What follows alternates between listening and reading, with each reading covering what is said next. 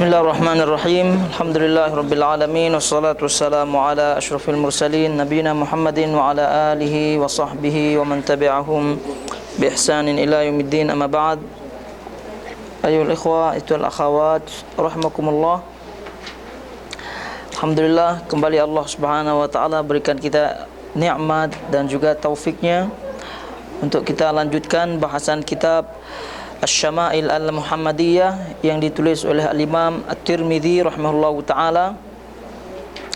Dan alhamdulillah sampai kita pada majlis kali ini, pada hari ini, yaitu pada tanggal 2 Sya'ban 1438 Hijriah, sampai kita di akhir bahasan kitab Syama'il Muhammadiyah, yaitu bab yang ke-56.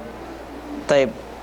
Bab yang ke-56, yaitu bab terakhir dari kitab Syama'il Muhammadiyah rahimahullahu ta'ala. Wa sallallahu alaihi wasallam ala Rasulillah sallallahu alaihi wasallam. Tapi di situ disebut bab yang terakhir, bab 56, disebut babun ma jaa fi ru'ya Rasulillah sallallahu alaihi wasallam. Bab yang menerangkan tentang melihat Rasulullah sallallahu alaihi wasallam dalam tidur, yakni bab bermimpi dengan Rasulullah, bermimpi berjumpa dengan Rasulullah sallallahu alaihi wasallam. Jadi Al-Imam At-Tirmidzi rahimahullahu taala di sini tentu menyebutkan bab ini sebagai bab terakhir, sebagai penekanan bahwa bab ini sangat erat kaitannya dengan bab-bab sebelumnya, yaitu bab yakni 50, yakni bab yang ke-55 bab sebelumnya itu erat kaitannya dengan bab ini. Karena bagi mereka yang tidak mengetahui bab-bab sebelumnya, khususnya bab syama'il, bab sifat-sifat Rasulullah SAW yang kita bahas dari bab 1 sampai bab 55, maka kemungkinan besar kalau dia klaim diri dia melihat Rasulullah SAW dalam mimpi atau bertemu dengan Rasulullah SAW dalam mimpi, maka klaim tersebut itu patut dipertanyakan, diragukan. Kenapa? Dari mana dia tahu yang dia lihat adalah Rasulullah SAW, padahal dia tidak pernah membaca syama'il, tidak pernah mendengar sifat-sifat Rasulullah SAW yang sebenarnya. Oleh sebab itulah bab ini sangat penting sekali sebagai penekanan bahwa pentingnya mempelajari, pentingnya membaca dan mendengarkan syama'il dan sifat-sifat Rasulullah SAW. Itu maksudnya. Dan di yakni bab ini Al-Imam Tirmidzi rahimahullahu taala meriwayatkan banyak hadis yang menekankan bahwa siapa saja yang melihat Rasulullah SAW dalam mimpinya, maka dia benar-benar telah melihat Rasulullah SAW. Jadi karena masalah ini adalah masalah yang yakni tidak ringan, artinya apabila orang itu bermimpi dengan Rasulullah SAW dan melihat Rasulullah SAW, maka dia orang ini ada keutamaannya tentunya. Artinya dia berkesempatan untuk melihat Rasulullah SAW dengan sifat dan jasad yang sebenarnya. Nah, cuma masalahnya, masalah klaim ini tidak sembarangan tentunya. Tadi dah kita sebutkan, tidak sembarangan. Jadi ulama menyebutkan bahwa Rasulullah SAW, dan nanti kita akan baca hadis-hadisnya, bahwa Rasulullah SAW tidak bisa disamakan oleh syaitan. Artinya syaitan tidak mampu menyerupai Rasulullah SAW. Taib, hadis-hadisnya nanti kita akan bacakan, dan itu sebagai dalil bahwasanya Rasulullah SAW apabila kita melihat beliau dalam mimpi, itu maknanya kita melihat Rasulullah SAW sebenarnya. Nah, cuma hal-hal yang perlu diperhatikan tentunya di sini, yakni melihatnya seorang dalam mimpi, taib, melihat Rasulullah SAW di dalam mimpi, itu tadi kita sebutkan bagian daripada busyra, yakni kabar gembira, keutamaan bagi orang ini karena berkesempatan gitu melihat yakni Rasulullah SAW. Tapi perlu diketahui itu melihatnya Rasulullah SAW itu tidak ada kaitannya dengan syariat, tidak ada kaitannya dengan penambahan dan pengurangan syariat. Dan ini yang perlu diketahui. Dan ini juga bagian daripada yakni bentuk kita mempelajari Syama'il Muhammadiyah. Jadi apabila orang itu mempelajari kitab Syama'il Muhammadiyah, baik kitab yang ditulis Imam Tirmidzi dan yang ditulis oleh imam-imam yang lain, maka dia akan tahu cara bersikap yang benar. Gitu, cara sikap yang benar. Masalahnya karena tidak pernah belajar, jadi sikap-sikap yang tidak benar muncul. Klaimnya satu belum tentu benar satu hal, kemudian juga setelah dia klaim dirinya berjumpa dengan Rasulullah SAW, macam-macam dia tambah-tambahkan di situ. Jadi sebutnya Rasulullah SAW minta kepada dirinya untuk lakukan ini, misalnya. Padahal itu sudah jelas dilarang, misalnya. Itu sudah jelas dalam hadis-hadis yang lain tidak ada tuntunannya, misalnya. Dia datang pula dengan klaim-klaim bahwa Rasulullah SAW memerintahkan dia khususnya gitu untuk berpuasa hari ini, misalnya. Nah, itu tadi kita sebutkan melihat Rasulullah SAW dalam mimpi itu hanya sekedar yakni khabar bahwasanya kalau betul-betul sesuai dengan sifatnya yang tertulis dalam hadis-hadis, itu hanya sekedar setakat dia tengok Rasulullah SAW saja. Adapun mengenai syariat tidak ada tambahan, tidak ada pengurangan. Jangan pula misalnya telah aku riwayatkan hadis dari Rasulullah SAW melalui mimpi, ini keliru. Tidak boleh. Jadi apabila ada misalnya perawi hadis menyatakan demikian, berarti itu perawi yang tidak thiqah. Kenapa? Karena syarat periwayatan hadis adalah yaqadhah, yaitu terjaga, jaga, yakni tidak tertidur, tidak juga dalam mimpi. Itu syarat periwayatan hadis. Jadi terjaga artinya tidak tidur dan juga tidak mimpi. Jadi Rasulullah SAW apabila dilihat itu tidak ada kaitan dengan syariat. Kalau ada nasihat-nasihat yang ada kaitannya dengan syariat, berarti itu nasihat yang patut diterima karena sudah ada asasnya, sudah ada dasarnya. Misalnya dia lihat Rasulullah SAW, kemudian dia dinasihati oleh Rasulullah SAW pada waktu itu, kamu misalnya rajin-rajinlah puasa hari Senin misalnya. Itu tak masalah karena sudah ada dasarnya. Misalnya dinasihati Rasulullah SAW, rajin-rajinlah kamu bangun malam, sholat tahajud misalnya. Itu berarti ini yakni bentuk suatu keutamaan baginya bahwasanya dia dinasihati oleh Rasulullah SAW. Kalau memang benar yang dilihat itu Rasulullah SAW. Nah, untuk mengetahui kebenaran itu perlu mempelajari kitab-kitab seperti ini, kitab-kitab Syama'il Muhammadiyah yang kita pernah lalui bab-bab sebelumnya. Dan yakni sebagai keterangan bahwa disebutkan oleh Al-Imam Al-Qarafi rahimahullahu ta'ala di dalam kitabnya Al-Furuq. Al-Imam Al-Qarafi salah satu imam dari mazhab Maliki. Beliau meninggal tahun 684 Hijriah. Jadi beliau menyebutkan Al-Imam Al-Qarafi, Imam Qarafi Syihabuddin Ahmad bin Idris bin Abdurrahman Al-Maliki, nama lengkap beliau, terkenal dengan Al-Qarafi. Kitabnya di dalam kitab Al-Furuq, beliau sebutkan di sini, katanya beliau di sini, innama tasihhu ru'yatun Nabi sallallahu alaihi wasallam li ahadi rajulain. Jadi mimpi yang benar berjumpa dengan Rasulullah sallallahu alaihi wasallam itu benar hanya untuk dua orang saja, untuk dua jenis orang saja. Itu kata beliau rahimahullahu taala. Mimpi yang benar berjumpa dengan Rasulullah sallallahu alaihi wasallam hanya untuk dua jenis orang saja. Dua jenis orang saja. Yang pertama kata beliau rahimahullahu taala, sahabi. Yang pertama adalah mimpinya seorang sahabat Nabi. Ra'ahu fa'alima sifatahu. Jadi seorang sahabat, yakni sahabat Nabi SAW apabila bermimpi, fa'alima sifatahu.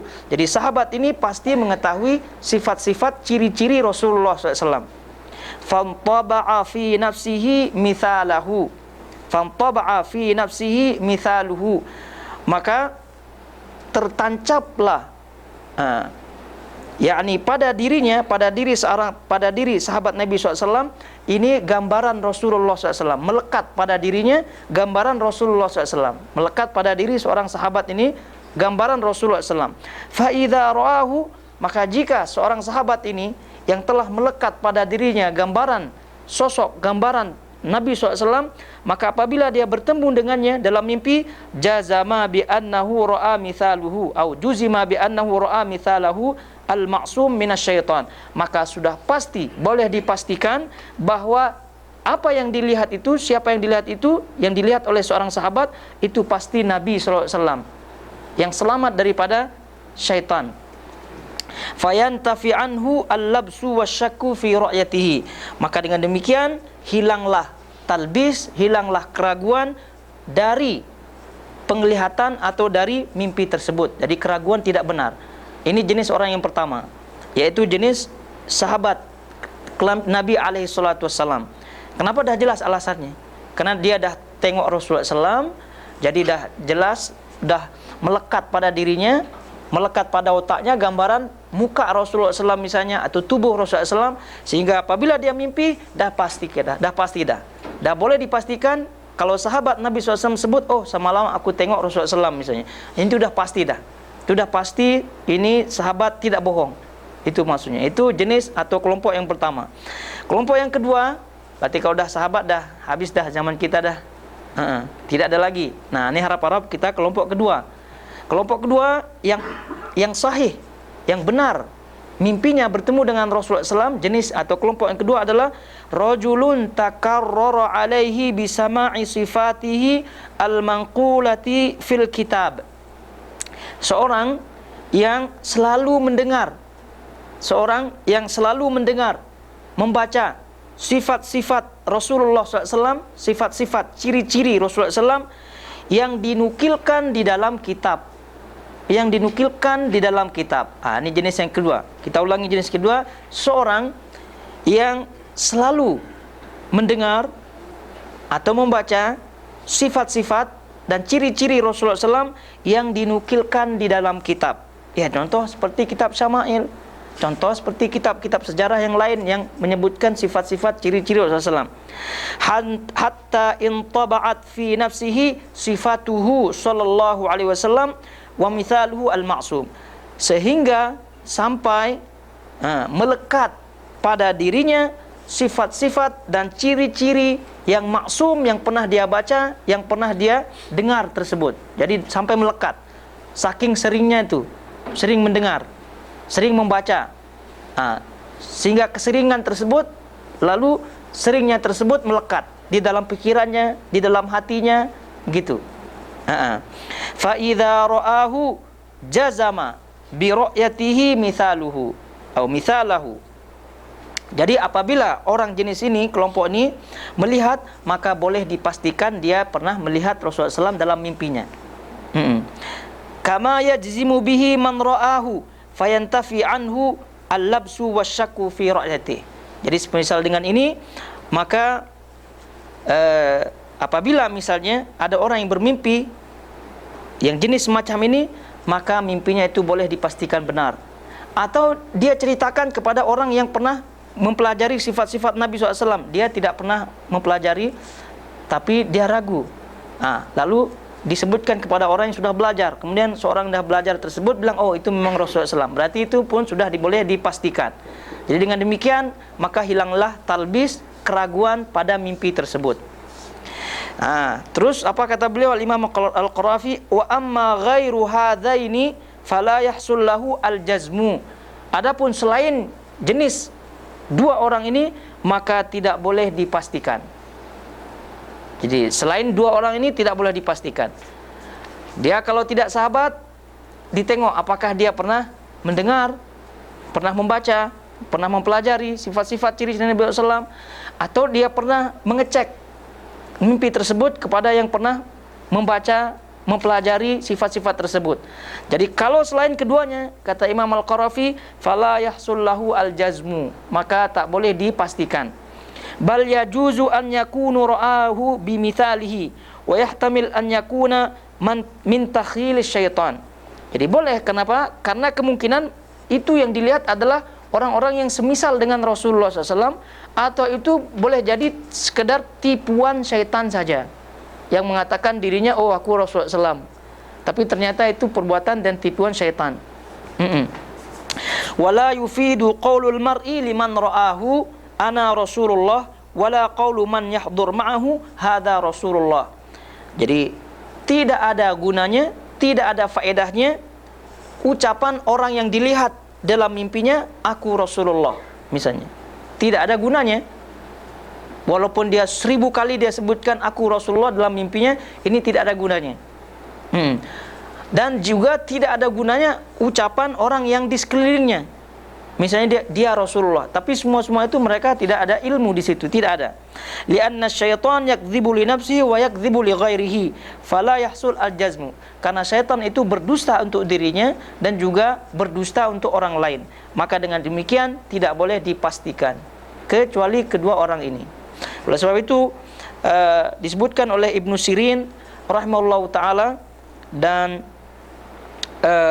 disebutkan oleh Al-Bukhari dalam kitab Sahih Bukhari juga disebutkan di sini, karena Imam Bukhari juga menyebutkan dalam kitab Sahih Bukhari babun man ra'an Nabi sallallahu alaihi wasallam fil manam.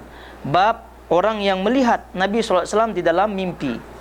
Nah, itu ada juga, karena ini masalah penting dalam yakni agama. Tidak boleh sembarangan klaim. Jadi ketika Ibnu Sirin rahimahullahu taala ditanya atau ketika Ibnu Sirin rahimahullahu taala dikatakan kepadanya, ada orang yang mengatakan kepada Ibnu Sirin, aku telah melihat Rasulullah SAW dalam mimpiku. Jadi apa kata Ibnu Sirin rahimahullahu ta'ala? Qala sifli alladhi ra'aitahu. Jadi Ibnu Sirin mengatakan, sebutkan ciri-ciri orang yang kamu lihat dalam mimpi. Fa'in wasafa lahu sifatan la ya'rifuha qala lahu lam tarahu. Jadi apabila orang ini menyebutkan sifat-sifat yang diketahui oleh Ibnu Sirin, maka dia akan sebut kamu telah melihat. Tapi apabila orang ini menyebutkan sifat-sifat atau ciri-ciri Rasulullah SAW yang tidak diketahui oleh Ibnu Sirin, maka Ibnu Sirin mengatakan kamu belum melihatnya. Kamu tidak melihat Rasulullah SAW. Jadi yang kamu lihat dalam mimpi itu adalah yaitu bohongan. Mungkin syaitan atau dan yang lain-lain, dah pasti syaitan. Taib. Oleh karena itu ayol ikhwatul akhwat semuanya alhamdulillah. Jadi kita punya dan kita disempatkan oleh Allah Subhanahu wa taala membahas kitab Syama'il Muhammadiyah. Jadi itu sebagai dasar gitu ya, dan perlu tentunya diulang-ulang supaya yakni ilmu kita dan juga pengetahuan kita senantiasa, dan apabila kita diperkenankan oleh Allah Subhanahu wa taala diberikan kesempatan untuk bermimpi bersama atau berjumpa dengan Rasulullah sallallahu alaihi wasallam, ya tentu yakni biidznillah taala itu Rasulullah sallallahu alaihi wasallam. Jadi contoh misalnya ada orang yang bermimpi berjumpa dengan Rasulullah sallallahu alaihi wasallam gitu. Tapi misalnya misalnya yang dia lihat itu jenggotnya tidak ada misalnya. Walaupun dia klaim dirinya Rasulullah SAW, itu tetap bukan Rasulullah SAW. Bukan Rasulullah SAW. Misalnya dia lihat orangnya tinggi gitu, terlalu tinggi. Itu bukan Rasulullah SAW juga. Pendek, terlalu pendek, bukan Rasulullah SAW juga. Kemudian ya sesuai dengan ciri-cirinya. Jadi kita dah pahami, sehingga perlu untuk diulang lagi apa yang pernah kita bahas dalam kitab Asy-Syama'il wal Muhammadiyah ini. Dan juga tentu tadi kita sebutkan bahwa seorang yang bertemu dengan Rasulullah sallallahu alaihi wasallam ini tentu adalah orang yang berbahagia karena berkesempatan bertemu dengan Rasulullah sallallahu alaihi wasallam. Nah, untuk kita misalnya ingin bertemu dengan Rasulullah SAW dalam mimpi, ya tentu berdoa banyak-banyak. Kemudian tentu selalu mengingat beliau Sallallahu Alaihi Wasallam, sehingga insyaallah taala akan masuk dalam mimpi kita. Tapi kalau kita tidak pernah berdoa, kemudian tidak pernah mengingat, kemudian ditambah lagi dengan tidak suka sunnah-sunnah Rasulullah SAW, ini tentu akan jauh dari itu semua. Taib. Kita bacakan hadisnya. Hadis pertama dalam bab ini. Qala al-Imam Tirmidzi rahimahullahu taala, qala haddatsana Muhammad ibn Bashar, qala haddatsana Abdurrahman ibn Mahdi, qala haddatsana Sufyan an Abi Ishaq an Abil Ahwas an Abdullah ibn Mas'ud an Nabi sallallahu alaihi wasallam qala, man ra'ani fil manami faqad ra'ani, fa inna syaitan la yatamathalu bi. Dari Abdullah bin Mas'ud radhiyallahu ta'ala anhu yang mengatakan Rasulullah SAW berkata, sesiapa yang dapat melihatku dalam tidurnya, yaitu dalam mimpi, sebenarnya dia memang sudah melihatku, sebab syaitan tidak dapat menyamar menjadi aku. Nah, dah pasti. Sehingga klaim-klaim semacam ini harus dibuktikan dengan ilmu. Harus dibuktikan dengan ilmu.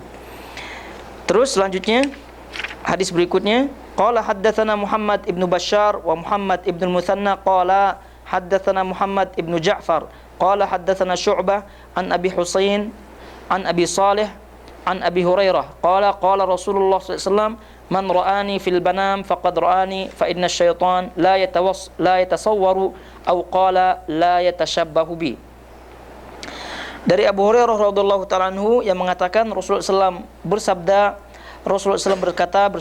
sesiapa yang dapat melihatku dalam tidurnya, sebenarnya dia memang sudah melihatku, sebab syaitan tidak dapat menyerupai aku. Nah, sama dengan hadis Ibnu Mas'ud yang atas tadi.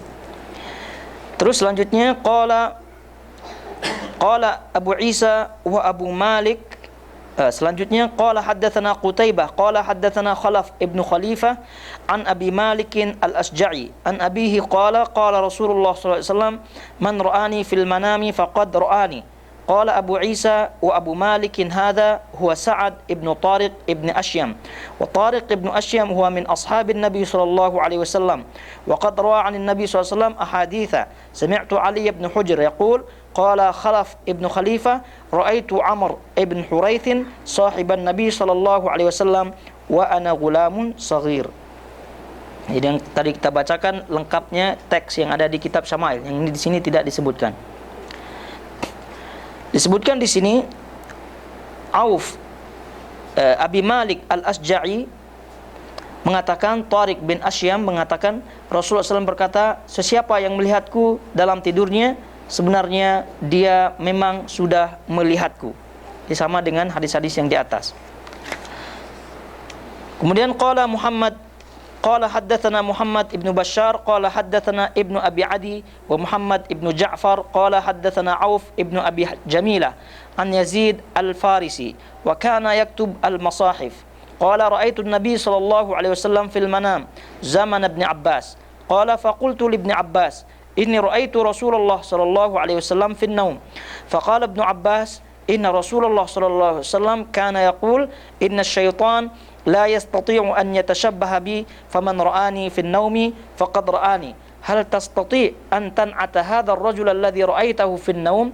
Qala na'am, an'atu laka rajulan baina ar-rajulain jismuhu wa lahmu asmar ila al-abyad akhal al-'ainain hasanu ad-dhahik jamilu ad-dawa'ir al-wajhi mala'at lihyatuhu ma baina hadhihi ila hadhihi qad mala'at nahrahu. Qala Auf wala adri ma kana ma'a hadha an-na'ti, faqala Ibn Abbas law ra'aytuhu fil yaqadha mastata'ta an tan'atahu fawqa hadha. Qala Abu Isa wa Yazid al-Farisi huwa Yazid ibn Hurmuz wa huwa aqdam min Yazid al-Raqashi, wa rawa Yazid al-Farisi an Ibn Abbas ahaditha, wa Yazid al-Raqashi lam yudrik Ibn Abbas wa huwa Yazid ibn Aban Ar-Raqashi wa huwa yarwi an Anas bin Malik, wa Yazid Al-Farisi wa Yazid Ar-Raqashi kilahuma min ahli Basrah, wa Auf ibn Abi Jamila huwa Auf Al-A'rabi. Teks lengkapnya di kitab Syama'il ini. Kemudian Yazid Al-Farisi mengatakan di sini, aku melihat Rasulullah SAW dalam tidur semasa zaman Ibnu Abbas. Aku beritahu kepada Ibnu Abbas, aku pernah melihat Rasulullah SAW dalam tidur. Ibnu Abbas mengatakan, Rasulullah SAW berkata, syaitan tidak dapat menyerupaiku. Sesiapa yang melihatku dalam tidurnya, berarti dia sudah melihatku. Ibnu Abbas bertanya, apakah kamu dapat menggambarkan sifat dan ciri-ciri orang yang kamu lihat dalam tidur? Tengok Ibnu Abbas pun bertanya. Kenapa? Karena ragu. Aku menjawab, ya, aku dapat menggambarkan sifat-sifatnya kepadamu. Orang itu memiliki sifat antara dua orang, baik jasad maupun dagingnya. Artinya tidak gemuk dan juga tidak kurus maksudnya. Kulitnya coklat hampir putih, pelupuk matanya hitam, senyumnya indah, lengkuk wajahnya bagus, janggutnya memanjang antara telinga ini dan telinga ini, dan memenuhi tenggorokannya. Ini berarti sesuai ini sifatnya, ciri-ciri yang disebutkan. Auf berkata, aku tidak ingat sifat apa lagi selain sifat-sifat ini. Berarti dah cukup ya. Berarti ini cukup. Jadi kalau dah seorang itu menyebutkan ciri-ciri Rasulullah SAW, matanya, kulitnya, tubuhnya, itu kan yang paling zahir, atau tidak? Dia dah cukup dah. Kalau dia lupa misalnya kuku-kukunya misalnya, itu janganlah terlalu rinci. Terus Ibnu Abbas berkata kepada Yazid, seandainya kamu melihat dalam keadaan sadar, kamu tidak akan dapat menggambarkan sifat-sifatnya lebih daripada ini. Ya, kenapa? Karena keagungan Rasulullah SAW di hadapan para sahabatnya. Sudah kita baca hadis-hadis di antara Amr bin As, tak mampu melihat Rasulullah SAW secara langsung. Jadi kalau dah tak mampu, berarti tak mampu semua untuk mensifatkan ciri-cirinya. Dan ini sekali lagi wajar. Baik. Selanjutnya, qala haddatsana Abu Dawud Ibnu Sulaiman Ibnu Salim Al-Balkhi qala haddatsana Nadhr Ibnu Shumail qala Auf Al-A'rabi ana akbaru min Qatadah. Auf bin A'rabi berkata, usiaku lebih tua daripada Qatadah. Ini faedah riwayat saja. Qala haddatsana Abdullah bin Abi Ziyad qala haddatsana Yaqub ibnu Ibrahim ibnu Sa'ad qala haddatsana ibnu akhi ibnu Shihab Az-Zuhri an ammihi qala Abu Salamah qala Abu Qatadah qala Rasulullah sallallahu alaihi wasallam man ra'ani ya'ni fi an-naum faqad ra'a al-haqqa. Abu Qatadah mengatakan di sini Rasulullah SAW berkata, sesiapa yang melihatku. Jadi daripada Abu Salamah tentunya. Abu Qatadah mengatakan di sini Rasulullah SAW berkata, sesiapa yang melihatku dalam tidurnya, maka dia melihat yang al-haq, melihat yang benar. Berarti betul-betul dilihat Rasulullah sallallahu alaihi wasallam.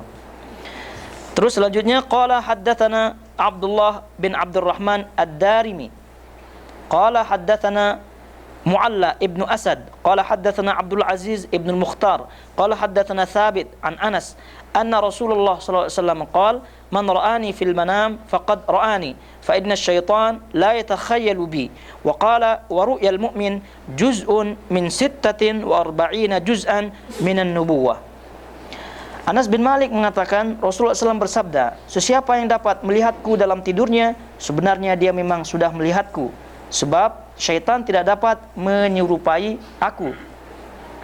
Beliau juga berkata ru'ya, yaitu mimpi. Ru'ya yaitu mimpi orang-orang mukmin adalah satu bagian daripada 46 tanda kenabian. Jadi maknanya mimpinya orang mukmin itu yakni satu bagian saja di antara 46 bagian kenabian. Jadi kalau nabi itu melihat mimpi, maka mimpinya itu hak, mimpinya itu wahyu, betul tidak? Itu kalau nabi, itu pasti benar. Nah, kalau mukmin itu satu bagian, itu satu bagian, berarti ada kemungkinan untuk benar, ada kemungkinan untuk benar. Itu dia. Dan sekali lagi, yakni hadis ini menunjukkan bahwasanya kalau memang betul-betul dia melihat Rasulullah SAW, berarti itu adalah kabar gembira bagi orang ini. Artinya insyaAllah dia akan semakin bersemangat untuk mengamalkan sunnah-sunnah Rasulullah SAW. Taib. Selanjutnya, qala haddatsana Abdullah bin Abdurrahman Ad-Darimi. Sudah tadi ini ya. Taib. Yang terakhir berarti ini. Betul tidak?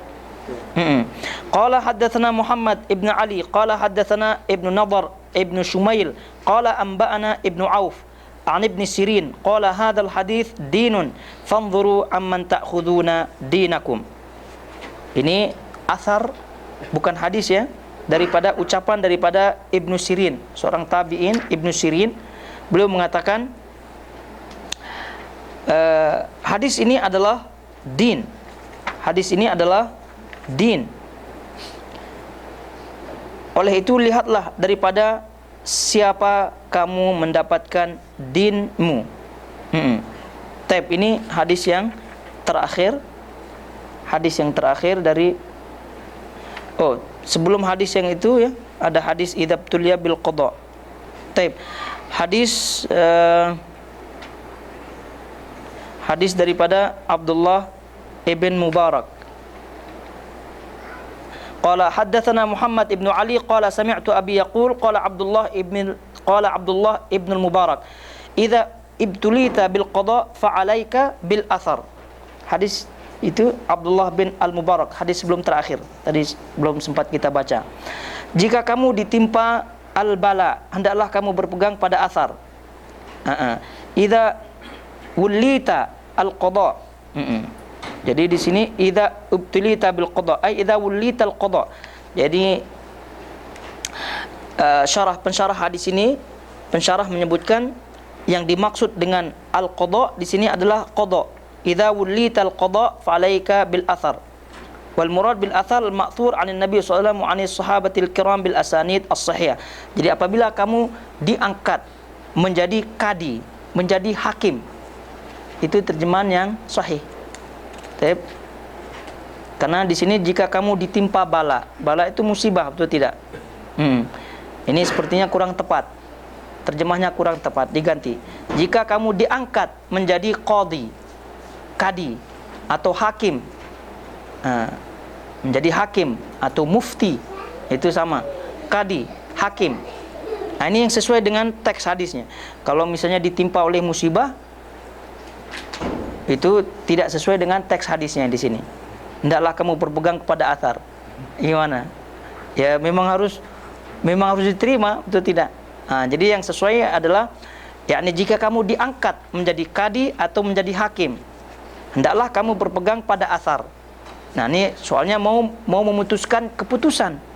Betul tidak? Kadi atau hakim kan pemegang keputusan. Jadi kalau keputusannya tersebut tidak berpegang kepada hadis-hadis, tidak berpegang kepada dalil, tidak berpegang kepada manhaj salaf misalnya, nah itu pasti akan keliru dalam memutuskan. Itu maksudnya di sini. Jadi kalau ada misalnya keraguan-keraguan, maka kembalilah kepada al-athar, ucapan sahabat, ucapan tabi'in, tabi'in, itu maksudnya di sini. Baik, kemudian Ibnu Sirin tadi kita bacakan sanadnya, mengatakan inna hadzal haditsu dinun. Di sini inna hadzal haditsu dinun fanzuru amman ta'khuduna dinakum. Hadis ini adalah bagian daripada din. Oleh itu lihatlah daripada siapa kamu mendapatkan dinmu. Dalam riwayat lain inna hadzal ilma dinun. Sesungguhnya ilmu ini adalah bagian daripada din. Maka cek dari mana kamu mengambil agamamu. Nah, di sini disebut hadis ini bagian daripada din. Maka cek dari mana kalian mengambil agamamu. Jadi Al-Imam Tirmidzi rahimahullahu taala menukil riwayat atau athar ucapan daripada Ibnu Sirin ini, yakni seorang tabi'in Ibnu Sirin, agar kita selalu waspada, di dalam menuntut ilmu. Jadi jangan sampai kita bermodalkan modal semangat saja, terus berguru di sembarang orang misalnya. Kenapa? Karena ilmu ini adalah din. Ilmu ini adalah ilmu din. Ilmu ini adalah bagian daripada din. Maka tak boleh sembarangan, harus dicek. Karena kita akan mendengarkan, selanjutnya nanti kita akan mengamalkan. Habis itu kalau kita salah, bagaimana kesalahan kita? Belum tentu diampuni oleh Allah Subhanahu wa taala. Ya kita harapkan diampuni, tapi kan untuk menyelamatkan diri kita harus betul-betul.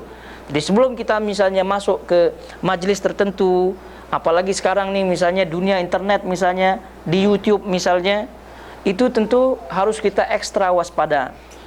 Walaupun misalnya kita mendengar misalnya bab-bab yang tidak ada kaitan dengan hadis, misalnya bab-bab akhlak, bab-bab ini, tapi karena ini yakni wasiat dan nasihat daripada ulama-ulama salaf zaman dahulu, maka walaupun sekedar kita dengar kisah-kisah saja, walaupun kita mendengar sejarah-sejarah saja, tapi kalau orang ini tidak betul misalnya manhajnya, ilmunya, guru-gurunya tak betul, tak jelas misalnya, maka usahakan jangan.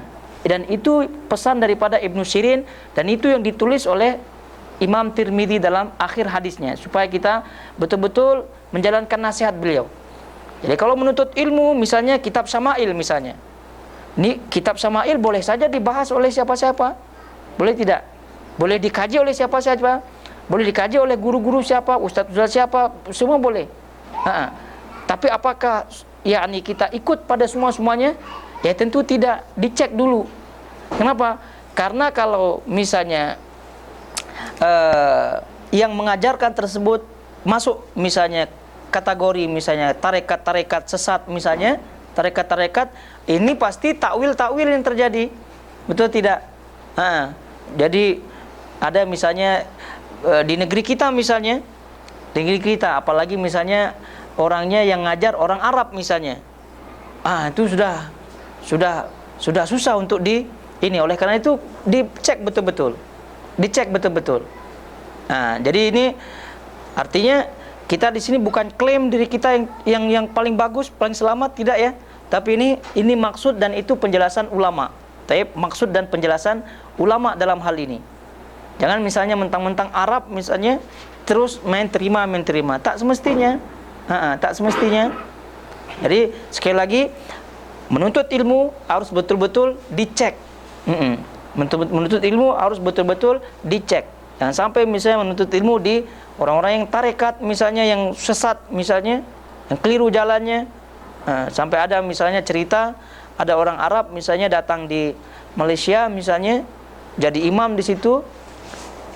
Terus dia bilang dia bawa tanah kuburan Rasulullah SAW. Dia bawa tanah kuburan Rasulullah SAW. Tanah itu dicelup-celup di air. Terus jamaah-jamaah di situ itu ramai, banyak yang ngambil itu. Belum lagi jenggot Rasulullah SAW dipegang, banyaklah dipegang ini si Arab ini. Terus dia bahas kitab Syama'il katanya. Jadi setelah berselawat, bahas kitab Syama'il Muhammadiyah. Ini talbis iblis namanya nih. Jadi hati-hati. Jadi jangan itu. Kitabnya sahih, Imam Tirmizi, tak ada masalah Imam Tirmizi, betul tidak? Tapi masalahnya ini yang membahas. Jangan tengok kitab bahasannya. Jadi dibahas misalnya Arba'in Nawawi, tak masalah Imam Nawawi, tidak masalah. Kitab Sahih Bukhari, tidak masalah Bukhari. Ambil lagi sekarang nih Imam Tirmidzi, tak masalah. Tapi bermasalah itu orang-orangnya semacam tadi. Takkan dia sebut bawa tanah kuburan Rasulullah SAW. Dari mana dapat tanah kuburan? Secara logik pun susah. Tengok kuburan Rasulullah pun susah. Orang ramai di situ, apalagi mau ambil tanahnya gimana? Itu secara logik lah, jangan cara sanad. Cara logiknya pun susah. Semacam itu yang akan membahas kitab Syama'il. Maka ini yang dimaksud oleh Imam Tirmidzi, fanzuru amman ta'khuduna dinakum, cek dari mana kalian ambil ilmu kalian. Itu maksudnya. Jadi jangan sembarangan, apalagi sekarang di dunia yang kita sekarang hadapi adalah dunia internet yang sangat-sangat luas sekali. Kalau dah kita jelas 1, 2, 3, 4 banyak insya-Allah ya.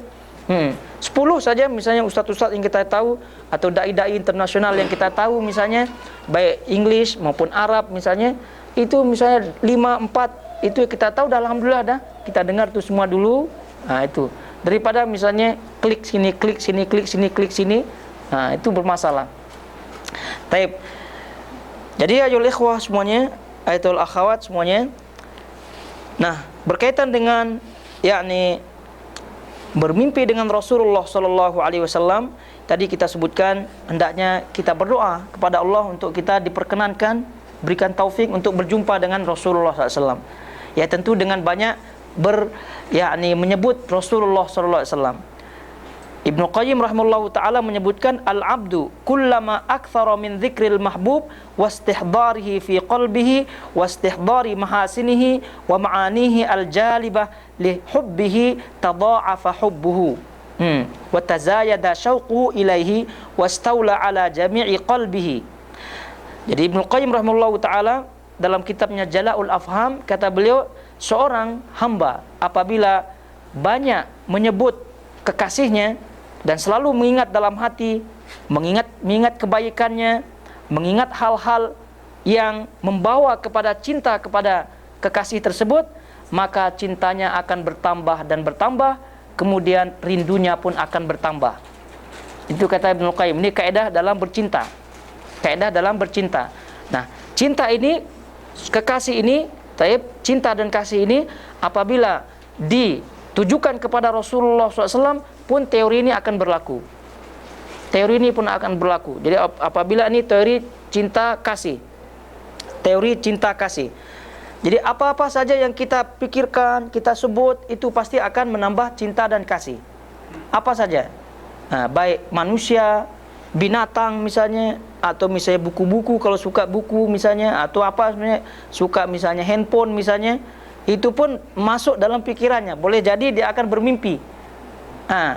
Misalnya handphone yang latest, handphone yang paling bagus, yang mau keluar, belum keluar dijual dah, itu dia dah tengok-tengok, itu selalu disebut, itu pasti akan menempel dalam hati dan kemungkinan akan muncul dalam mimpinya. Itu teori cinta dan kasih. Nah, ini kalau ditujukan kepada Rasulullah SAW pun akan berlaku. Ini kata Ibnu Qayyim.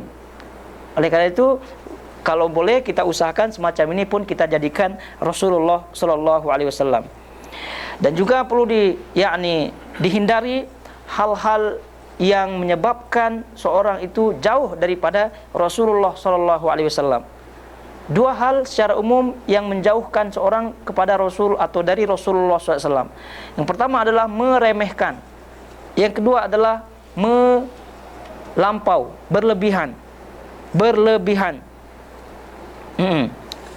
Meremehkan dan berlebihan. Meremehkan contohnya banyak. Dicontohkan oleh ulama, di antaranya adalah melebihkan cinta selain Nabi sallallahu alaihi wasallam. Jadi Rasulullah SAW itu ditaruh di nomor sekian. Jadi tidak nomor satu. Berarti melebihkan selain Rasulullah SAW dalam cinta. Itu termasuk meremehkan juga. Karena Rasulullah SAW menyebutkan dalam hadis riwayat Bukhari dan Muslim, "Fawalladzi nafsi biyadihi la yu'minu ahadukum hatta akuna ahabba ilaihi min walidihi wa walidihi wan nasi ajma'in." Demi zat yang jiwaku berada di tangannya, yaitu demi Allah, tidak sempurna iman seorang di antara kalian sehingga aku lebih kamu cintai dari ayahnya, orang tuanya, dan anak-anaknya serta semua orang. Itu maknanya ketegasan dari Rasulullah SAW. Dia tidak sempurna cinta seorang apabila belum lebih mencintai Rasulullah SAW daripada orang tuanya, daripada anak-anaknya, dan semua orang. Dan bahkan Rasulullah SAW dalam riwayat lain menyebutkan, hatta akuna ahabba ilaika min nafsika, sehingga kamu, ini Rasulullah SAW sebutkan ini kepada Umar bin Khattab radhiyallahu ta'ala anhu, sehingga kamu Umar bin Khattab melebihkan aku daripada dirimu sendiri. Itu luar biasa.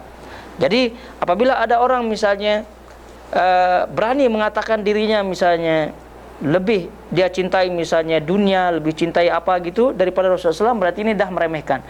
Jadi kalau misalnya kita belum mampu semacam ini, kita usaha. Jangan coba-coba berani mengucapkan demikian.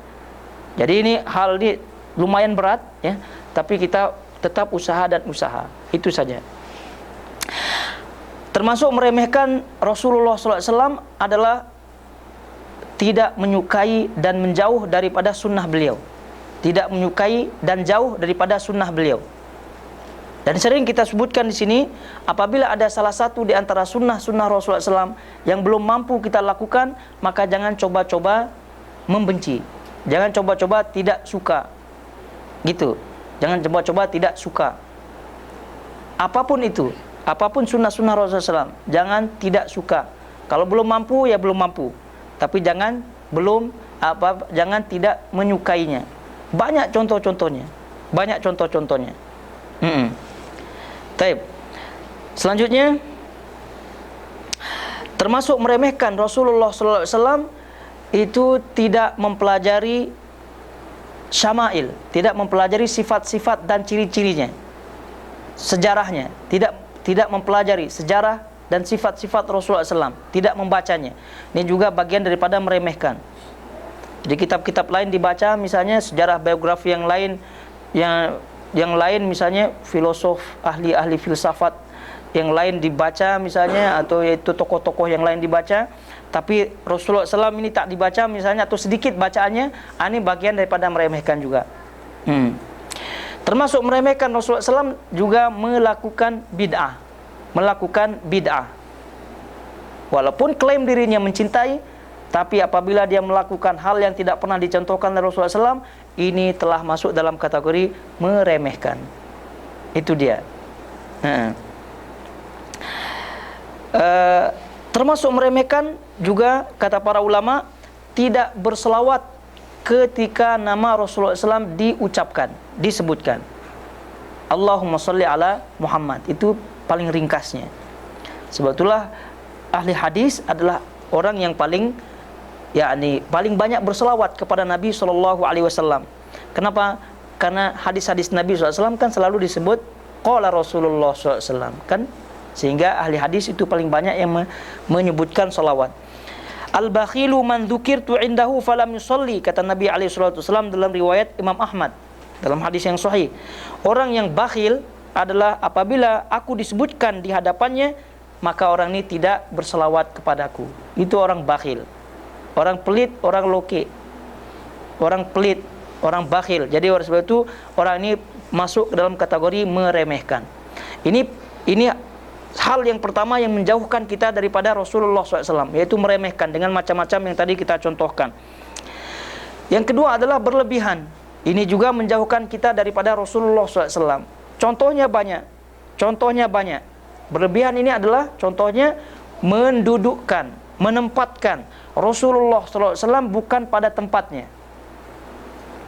Ya, pernah kita contohkan selawat-selawat yang teks selawat tersebut itu mendudukkan Nabi SAW kepada ketuhanan. Itu salah. Banyak selawat-selawat yang kita harus hati-hati di Nusantara kita tuh. Banyak. Burdah kita pernah sebutkan, berzanji pernah kita sebutkan. Itu juga ini harus dihati-hati. Itu bagian daripada berlebihan, berlebihan terhadap Rasulullah Sallallahu Alaihi Wasallam. Taib.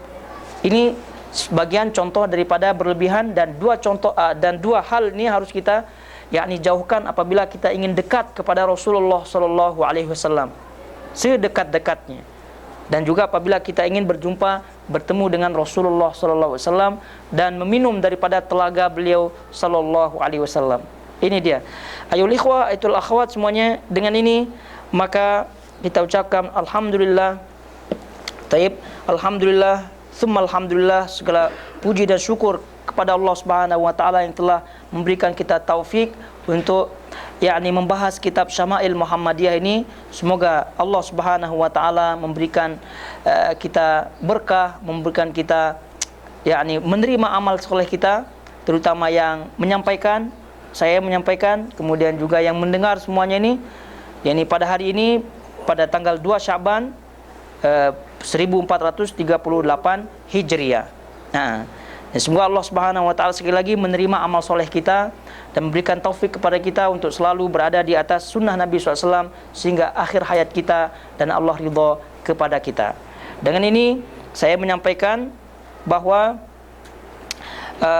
siapa-siapa yang mendengar hadis Syama'il Muhammadiyah yang saya pernah yang pernah saya bacakan, taib, itu karena dalam hal ini saya memiliki ijazah, sanad daripada masyayikh seperti Syekh Muhammad Al-Ansari Al-Azami, kemudian Syekh Abdul Rahman bin Abdul Hayy Al-Kattani, kemudian Syekh Dr. Abdullah bin Saleh Al-Ubaid, kemudian Syekh Dr. Abdullah bin Hamud At-Tuwaijiri. Dan mereka-mereka inilah yang memberikan ijazah sanad kepada saya dan kepada teman-teman yang lain, sehingga dengan ini saya juga memberikan sanad kepada jamaah, kepada kawan-kawan yang pernah hadir, pernah mendengar di majlis ini, taib, baik yang mendengar secara sempurna maupun yang mendengar yang tidak sempurna, taib. Jadi tentu dengan ketentuan yang mu'tabar. Jadi dengan ucapan ajaztu lakum ijazatan khassah wa umum ma yajuzu li riwayatuhu ijazatan 'ammah bi syartil mu'tabar 'inda ahli al-hadits wal athar. Jadi itu yang saya ucapkan, saya telah mengijazahkan kepada yakni antum semua yang hadir, yang pernah mendengar baik sempurna maupun tidak, ijazah khusus dan keumuman riwayat-riwayat yang boleh saya riwayatkan, yang boleh saya ijazahkan dengan syarat yang muktabar di kalangan ahlul hadis dan ahlul athar. Taib. Itu yang saya sampaikan kepada laki-laki maupun kepada wanita jamaah yang hadir, yang pernah hadir, baik mendengar secara sempurna maupun tidak sempurna. Taib. Itu saja ayul ikhwah, ayatul akhwat semuanya. Barakallahu fikum wa sallallahu ala nabiyina Muhammad wa ala alihi wa sahbihi wasallam. Wassalamualaikum warahmatullahi wabarakatuh.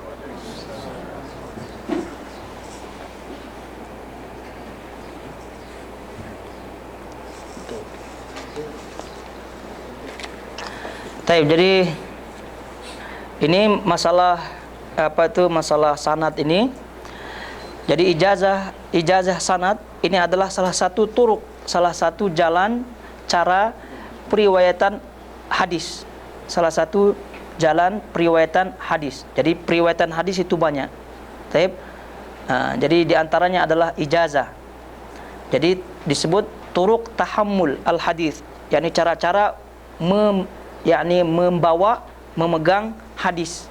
Jadi dengan seorang itu mendapatkan ijazah tersebut, maka dia boleh meriwayatkan, memberikan ijazah kepada yang lainnya. Jadi ijazah tersebut tidak misalnya semestinya harus mendengar semuanya. Taib. Walaupun misalnya satu hadis, dua hadis dia mendengar, tapi itu sudah masuk ke dalam kategori keumuman ijazah yang pernah diberikan. Itu. Dan ijazah seperti ini, itu sekali lagi kata para ulama, ini bukan menunjukkan rekomen, dan juga bukan menunjukkan level keilmuan seseorang. Taib. Ini hanya sekedar dia memegang riwayat saja.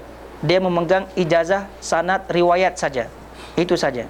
Artinya dengan dia mendapatkan ijazah, dia boleh memberikan ijazah kepada orang lain. Dengan cara dia membacakan langsung seperti saya lakukan, misalnya kita lakukan di sini, atau misalnya kalau misalnya antum-antum nanti memberikan ijazah kepada yang lain, kemudian susah membaca, datangkan tukang baca misalnya kitab Syama'il yang penuh, kemudian baru mengatakan saya ijazahkan. Gitu caranya. Jadi ijazah ini adalah ibarat proses transfer sanad, itu saja, supaya tidak putus. Jadi apa yang saya bacakan ini itu pernah didengar oleh syekh-syekh yang memberikan sanad. Nah, syekh-syekh yang memberikan sanad tadi telah mendengar dari syekh-syekhnya, telah mendengar syekh-syekh sampai ke Imam Tirmidzi. Kemudian Imam Tirmidzi sampai kepada Rasulullah SAW yang pernah kita bacakan hadis-hadis riwayatnya.